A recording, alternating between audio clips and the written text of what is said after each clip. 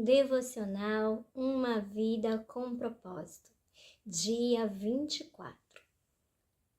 As pessoas precisam mais do que pão para a sua vida. Elas precisam se alimentar de cada palavra proveniente de Deus. Mateus 4:4.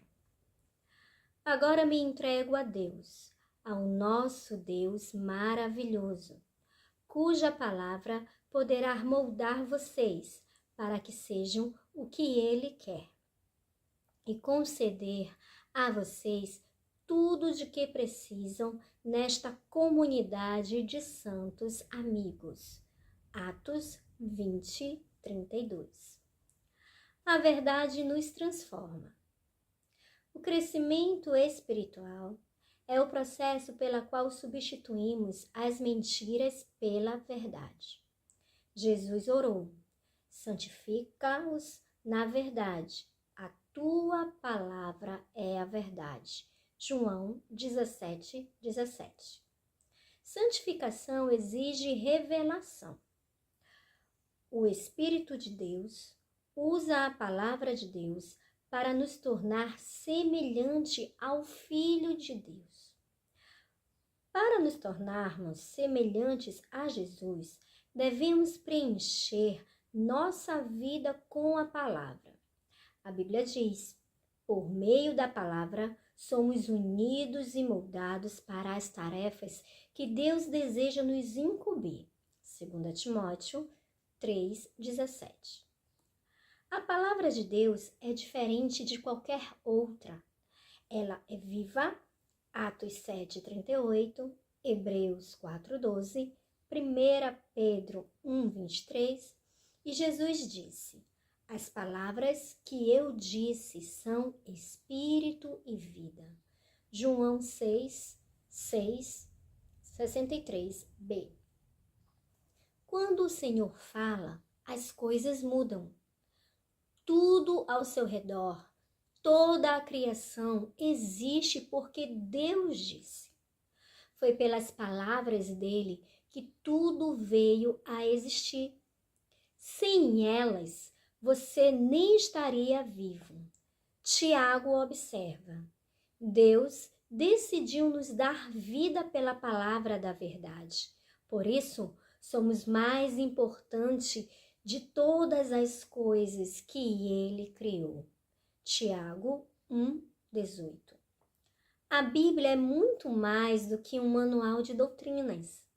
A palavra de Deus gera vida, produz a fé, promove mudanças, afugenta o diabo, realiza milagres, cura feridas, edifica o caráter, transforma as circunstâncias, transmite alegria, supera a adversidade, derrota a tentação, inspira esperança, libera poder, esclarece a mente, cria coisas e nos garante um futuro eterno. Não podemos viver sem a palavra de Deus, cujo valor nunca deve ser subestimado. Você deve considerá-la tão essencial à sua vida quanto o alimento. Jó disse: dei mais valor às palavras de sua boca do que ao meu pão de cada dia. Jó 23:12b. A palavra de Deus é um alimento espiritual do qual você deve se alimentar para cumprir o seu propósito. A Bíblia é chamada mel, pão, alimento sólido e leite.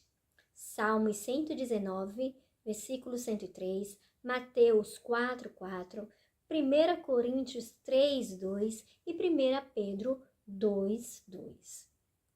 Essa refeição completa é o menu do Espírito Santo para o fortalecimento e o crescimento espiritual. Pedro aconselha: desejem de todo o coração o leite espiritual puro, para que por meio dele cresçam para a salvação. 1 Pedro 2:2. permanecendo na palavra de Deus.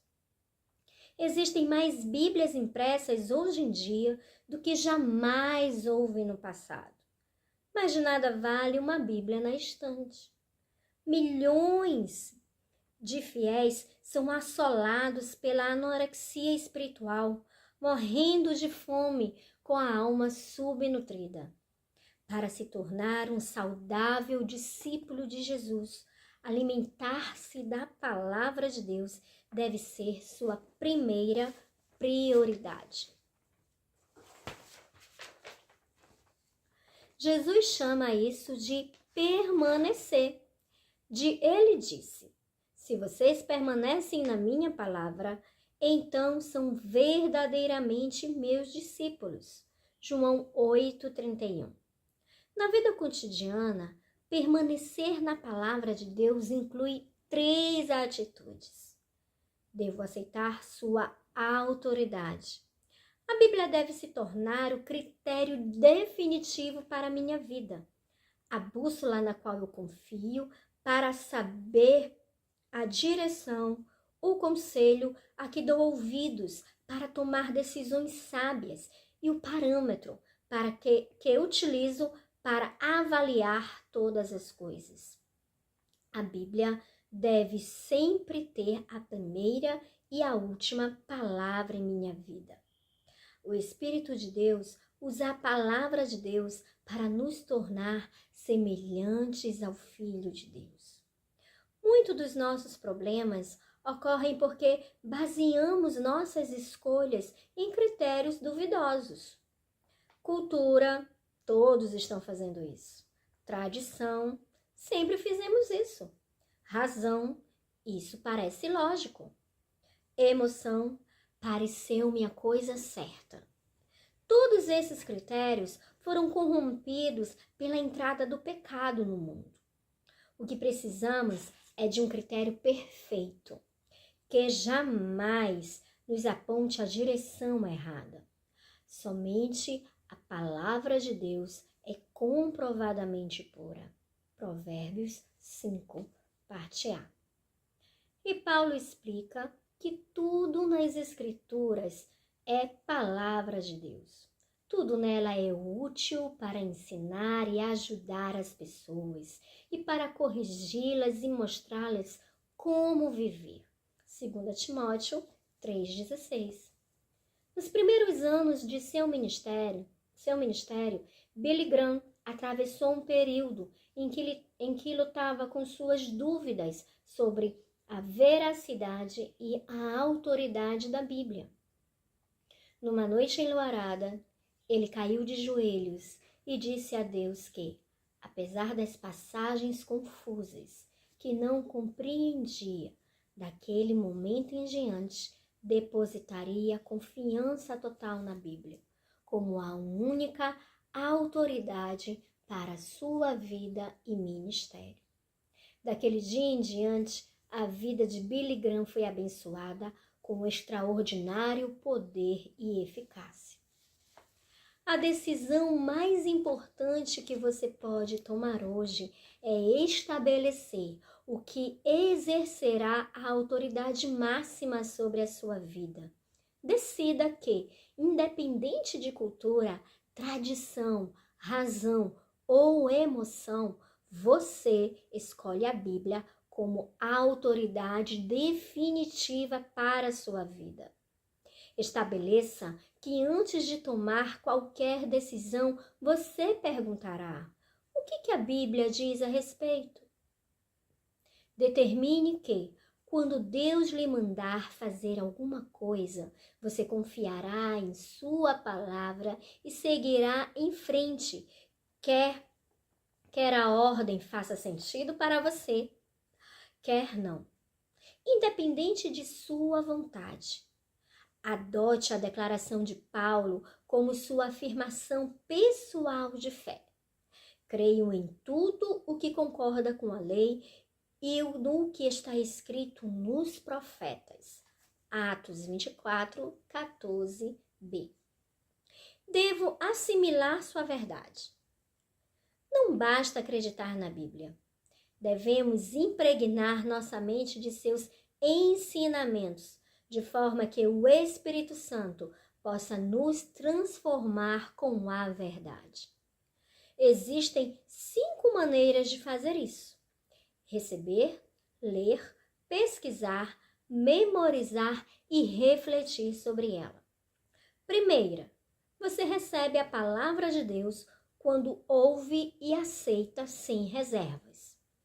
A parábola do semeador ilustra como a nossa receptividade determina se a palavra de Deus irá ou não criar raízes em nossas vidas e dar frutos. Jesus identifica 3 atitudes de rejeição: mente fechada, à beira do caminho; mente superficial, solo pedregoso; mente distraída, entre os espinhos. E em seguida adverte: considerem atentamente como vocês estão ouvindo. Lucas 8, 18, parte A. Toda vez que se sentir que não está aprendendo nada com um sermão ou com seu professor de Bíblia, você deve examinar a sua atitude, especialmente em relação ao orgulho. Deus pode falar até mesmo por meio do professor mais enfadonho, e se você for humilde e receptivo. Tiago aconselha: num espírito humilde, gentil, modesto, receba de bom grado a palavra que, implantada e arraigada no coração, tem um poder de salvar sua alma. Tiago 1, 21. Segunda, por mais de 2000 anos, na história da igreja, somente o líder da comunidade eclesiástica podia ler a Bíblia pessoalmente, mas agora milhões de pessoas têm acesso a ela. Apesar disso, muitos fiéis são mais dedicados à leitura de um jornal diário do que à leitura da Bíblia. Muitos dos que afirmam crer na Bíblia de capa a capa já leram de uma capa a outra. Não é de admirar que não cresçamos. Não se pode assistir à televisão durante 3 horas e esperar crescimento lendo a Bíblia em apenas 3 minutos. Muitos do que afirmam crer na Bíblia jamais a leram. Mas se você esperar 15 minutos de seu dia para ler a Bíblia, em 1 ano terá lido toda ela.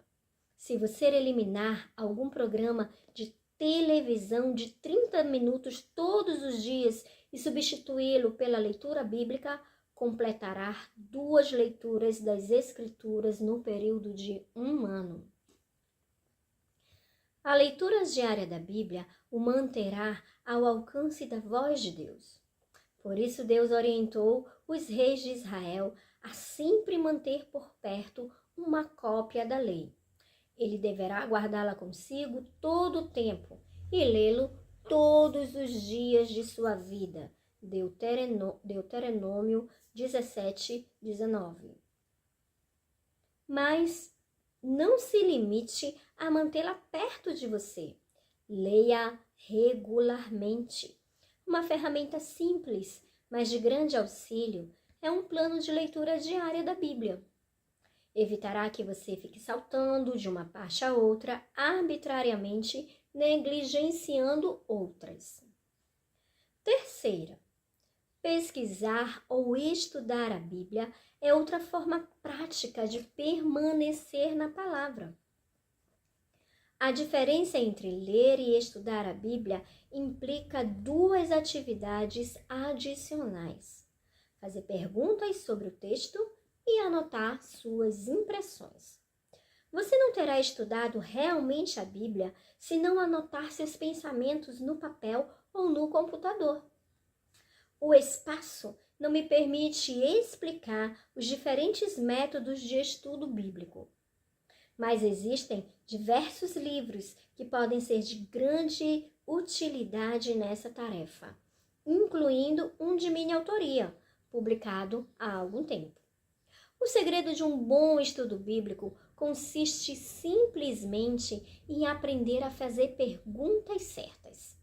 Métodos diferentes usam perguntas diferentes. Você descobrirá muito mais se parar e fizer perguntas simples como: quem? O que? Quando? Onde? Por quê? Como? A Bíblia diz: verdadeiramente, as pessoas felizes são as que cuidadosamente estudam a perfeita lei de Deus, e qual as torna livres e continuam a estudá-la. Elas não esquecem o que ouviram, antes obedecem aos ensinamentos de Deus. Todos os que fazem isso serão felizes. Tiago 1, 25. Quarta, memorizar a palavra de Deus. A sua capacidade de memorizar é uma dádiva concedida por Deus. Você pode achar que tem memória fraca, mas a verdade é que memorizou milhões de ideias. Milhões de ideias, fatos e imagens. O comum é que você se lembre do que é importante para você. Se a palavra de Deus é importante, você usará seu tempo para memorizá-la. Existem enormes benefícios na memorização de versículos bíblicos. Eles os ajudam a resistir à tentação, a tomar decisões sábias, a reduzir o estresse, a ganhar confiança, dar bons conselhos e compartilhar sua fé com outros. Salmo 119, 11, 49, 50, 105. Provérbios 22, 18. Jeremias 15, 16. 1 Pedro 3, 15. A memória é como um músculo. Quanto mais a exercita, mais forte ela se torna e memorizar as escrituras ficará cada vez mais fácil. Comece selecionando algum dos versículos bíblicos transcritos neste livro que falaram ao seu coração, escrevendo-os em um pequeno cartão que possa levar sempre com você. Releia o trecho em voz alta durante o dia. Você pode memorizar as escrituras em qualquer lugar, enquanto estiver trabalhando, fazendo exercícios físicos, dirigindo, esperando algo ou na hora de dormir. Os 3 elementos essenciais para a memorização das escrituras são repassar, repassar e repassar. A Bíblia diz: lembrem-se do Cristo do que ensinou e que suas palavras enriqueçam a vida de vocês e os tornem sábios.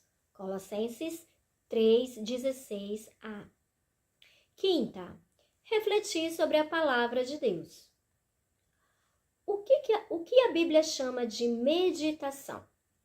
Para muitos, a ideia de meditar evoca a imagem de alguém provocando um estado de consciência neutra, deixando a mente fluir.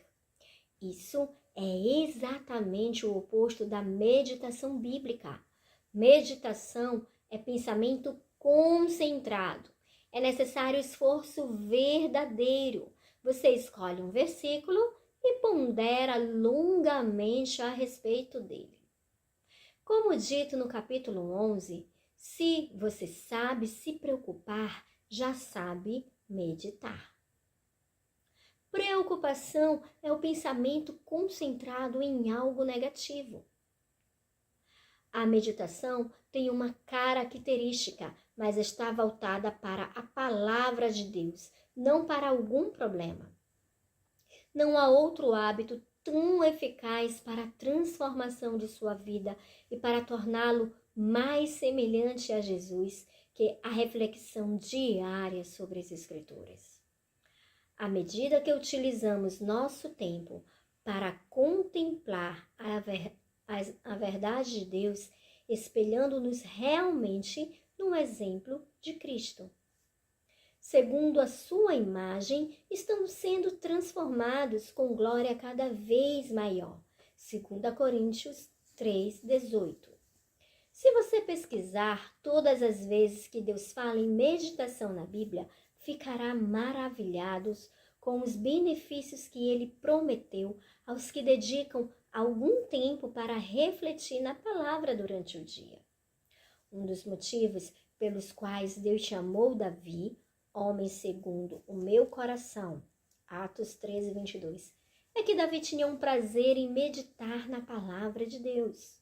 Ele disse: como amo os teus ensinamentos, medito neles o dia inteiro. Salmos 119, 97. Refletir seriamente na verdade de Deus é a chave para obter respostas às orações e o segredo para uma vida bem-sucedida.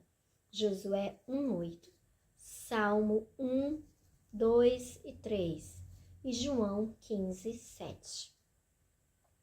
Devo pôr em prática os princípios das Escrituras. Podemos receber, ler, pesquisar, memorizar, refletir a palavra de Deus, mas tudo isso será inútil se falharmos em pô-la em prática. Devemos nos tornar praticantes da palavra. Tiago 1:22. Esse é o passo mais difícil, porque Satanás luta contra ele com muita intensidade. Ele não se importa se você frequente estudos bíblicos, contando que não pratique nada do que nele aprendeu. Enganamos a nós mesmos quando presumimos que assimilamos a verdade apenas por tê-la ouvido, lido ou estudado. O fato é que, ocupado em frequentar aulas, seminários e conferências bíblicas, você pode não ter tempo de pôr em prática o que aprendeu. Ou seja, esquece-se do que aprendeu enquanto se prepara para o estudo seguinte. Sem a prática, o estudo bíblico é inútil. Jesus disse: portanto, quem ouve estas minhas palavras e as pratica é como um homem prudente que construiu a sua casa sobre a rocha. Mateus 7:24. Jesus também destacou que as bênçãos de Deus provêm da obediência à verdade, mas não apenas por conhecê-la. Ele disse: agora que vocês sabem estas coisas, felizes serão se as praticarem. João 13:17. Outra razão que nos faz evitar a aplicação pessoal de Deus é a possibilidade de que isso seja difícil, até mesmo doloroso. A verdade vai libertá-lo, mas no começo poderá fazê-lo sentir-se miserável. A palavra de Deus expõe nossas motivações, aponta nossas faltas, repreende nosso pecado e espera que nos transformemos. Faz parte da natureza humana resistir às mudanças, por isso a prática da palavra de Deus é uma tarefa difícil. Essa é a razão de ser tão importante discutir com outras pessoas como aplicar seus ensinos à própria vida. Não há como enfatizar suficientemente o valor de fazer parte de um grupo de estudo bíblico. Sempre aprendemos com a verdade compartilhada pelos outros e jamais aprenderíamos por conta própria. Outras pessoas vão ajudá-los a discernir coisas que você teria deixado passar e vão ajudá-lo a praticar a verdade de Deus. A melhor maneira de se tornar um praticante da palavra é colocando no papel uma atitude resultante da leitura, do estudo ou da reflexão sobre a palavra de Deus. Desenvolva o hábito de anotar de forma precisa o que você pretende fazer. Essa atitude efetiva deverá ser pessoal, envolvendo apenas você, prática ou algo que você possa fazer, e verificável, com um prazo final para ser realizada. Toda aplicação deve envolver tanto o seu relacionamento com Deus ou com os outros, quanto o seu caráter. Antes de ler o próximo capítulo, passe algum tempo pensando sobre esta questão. O que Deus já lhe pediu por meio da palavra que você ainda não começou a fazer? Então, escreva algumas medidas práticas que o ajudarão a executar aquilo que você identificou. Você pode, por exemplo, pedir a um amigo que não deixe vacilar. Assim, disse D.L. Moody, a Bíblia não nos foi concedida para aumentar nosso conhecimento, mas para mudar nossa vida. Dia 24. Pensando sobre o meu propósito de vida. Tema para reflexão. A verdade me transforma. Versículo para memorizar. Se vocês permanecem em minha palavra, serão realmente meus discípulos e conhecerão a verdade, e a verdade vos libertará. João 8, 31, 32. Pergunta para meditar. O que Deus já me disse em sua palavra que eu ainda não comecei a fazer?